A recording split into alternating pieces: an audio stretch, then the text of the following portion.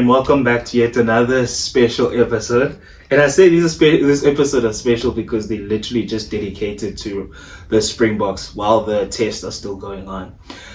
This episode is quite loaded because we will be touching on the major headlines rocking the Springbok rugby. First, we're going to look at the referee drama that just won't go away. Secondly, the brand new 2026 national championships. World Rugby is getting a glow up, guys. Thirdly, we will be looking at the big World Rugby nominations, awards. And yes, Ox Nche, the big front row, is in the mix. And finally, the showdown against Ireland that is coming this weekend. And yes, some rivalries are built in bruises. Putting all of this in one episode, a bit ambitious, but necessary. So let's dive in, guys. And first up, refs. If the Springbok had a group chat, someone would have sent the screenshot of the refs' worst calls this week or in the past game. Carl Dickson, James Doleman, and the countless referee's decisions that have all fans clutching on our remote and shouting, "Really, bro?" more than once. First up, let's talk about Dickson. Big test, big calls, and his criticism that his whip was a bit too light on the penalties for one side.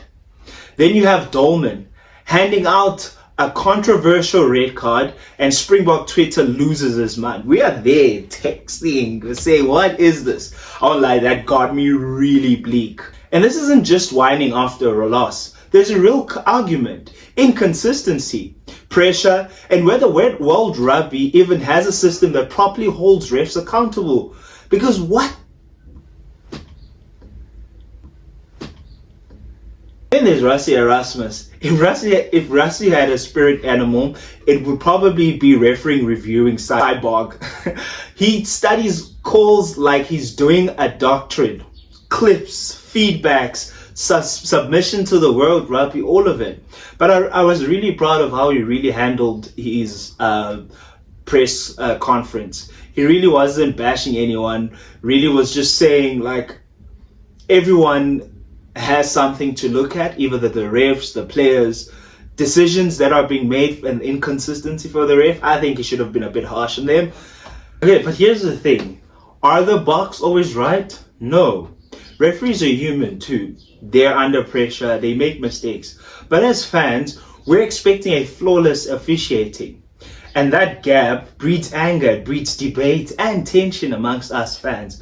Necessarily so. I was bleak when I saw that red card because I thought it was an unfair call. Which begs in the question, does World Rugby have a transparent, fair structure for referee feedback, reviews, accountabilities?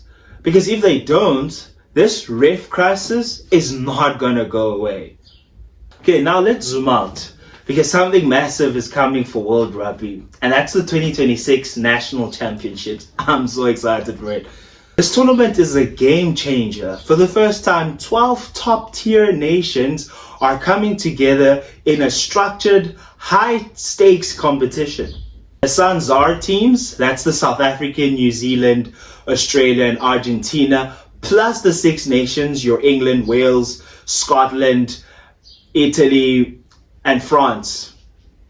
Am I forgetting a team? Anyways, in that mix, we're adding Japan and Fiji. Here's how it's going to work. There'll be 2 test windows in July and November, which will be used for the national championship games. Team play for points, for wins, bonuses, draws, and losses. This will all build up to our finals weekend, a grand global test showcase. Here's why it's important. There's no more meaningless tours. Every match matters. Fans get more marquee test rugby.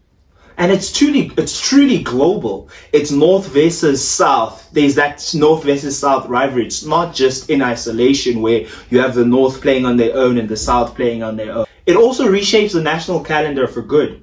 The Suns are even confirmed they are not playing the Rugby Championships in 2026 because of this. And of course, there are risks.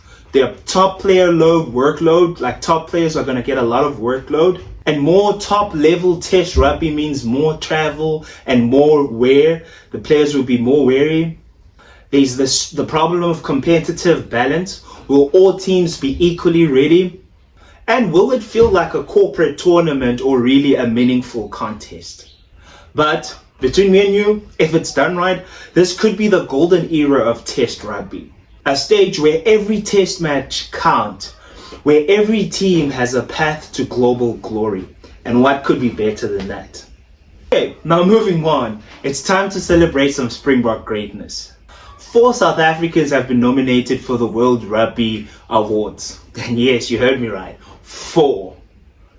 Peter Steph du Toit, Malcolm Marx, and Ox Nche are all on the run for the men's 15 player of the year. What crazy nomination. And Ethan Hooker is up for the breakthrough player of the year.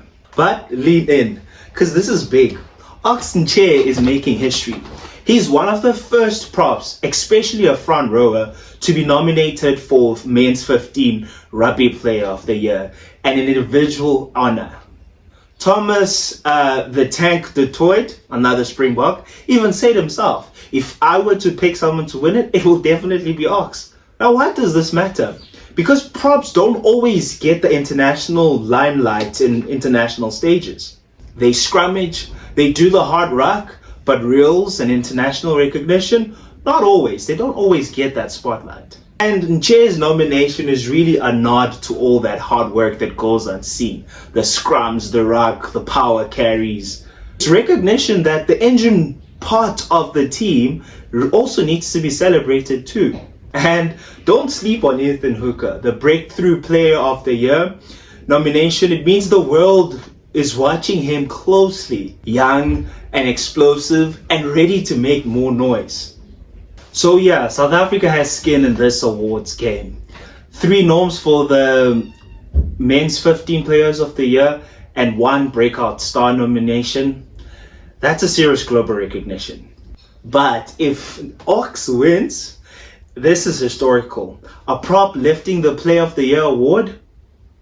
We as rugby fans might actually start wearing bowler hats to scrum sessions. Let's talk about what's coming this weekend. The Springboks against Ireland. A big one. This isn't just another test. This is collision of identity. Now let's quickly go through the history check. These two have gone against each other for over a century. Ireland has dominated the recent meetings, winning majority of the games in the past 20 years. Their style of play, clinical, structured, and intelligent rugby. Think precision, structured, and well-oiled style of rugby, or execution also. The Boks, we are the chaos makers. Collision, power, brutal defense. We make scrums feel like forest fires. Predictable, intense, impossible to ignore. Why does this match matter? Well, it matters for a lot of reasons, also for just rugby. But momentum. Whoever wins this game will set the tone how the 2026 Rugby National Championships is going to go. That's for starters. Pride. Beating Ireland is a huge statement. World Rugby. They're no longer a lesser rival. They are the rival. Bragging right. Ranking, global recognition, reputation. This is more than a match. It's a message. And the philosophy fight. The structure versus power. Speed versus stamina. Heart versus method. We're in it for all of it. Now, what do the Boks need to do to put themselves in a better chance to win? We have to dominate the context, the scrums, the tackles, the breakdown. That's what we're known for, the power, the chaos. That's what we're good at. We must disrupt their island's rhythm. We must try to give them slow balls. We must cause chaos on the structure and the ball. Force errors. We must put them in under pressure to make those mistakes. We must use firepower. Let the forwards and the props do their work. But they must make it meaningful. What will Ireland try to do? They'll try to open us wide. quick ball, structure us out, force us to defend at pace, quick game, exploit discipline issues because they know the current problems with refs. This game is theater, it's strategy, it's national identity on 100-meter pitch. Whenever these two meet, something special always happens, but something great is on the line this time. So wrapping up, let's pull all of this together. First of all, the refs, they might need therapy because the Springbok fans, we are not letting go. Secondly, the world is actually watching our players at the highest of level.